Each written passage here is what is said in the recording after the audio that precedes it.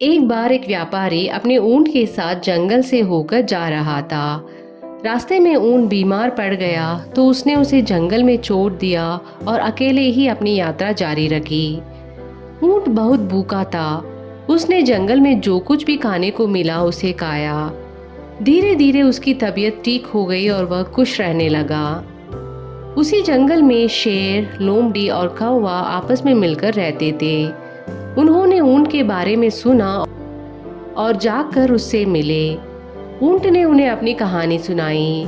इसके बाद चारों आपस में अच्छे दोस्त बन गए। कुछ समय बाद शेर ने एक हाथी का शिकार किया, लेकिन इस दौरान वह बुरी तरह घायल हो गया। उसकी चोट इतनी गहरी थी कि वह गुफा से बाहर निकलकर शिकार करने में असमर्थ हो गया। शेर बाहर न जा सका और बाकी जानवर भी शिकार करने में नाकाम रहे।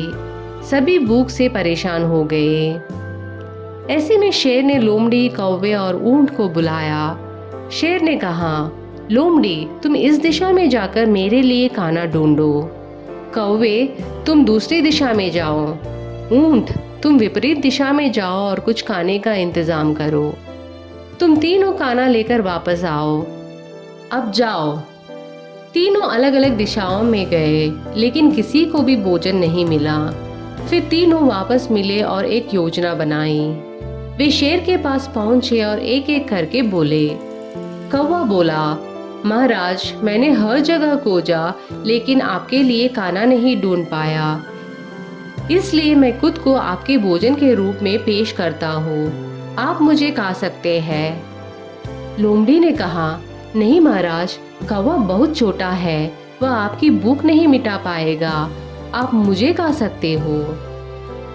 ऊंट ने कहा, नहीं महाराज, मैं सबसे बड़ा हूँ और केवल मैं ही आपकी और सभी की भूख मिटा सकता हूँ। आप मुझे खा सकते हो।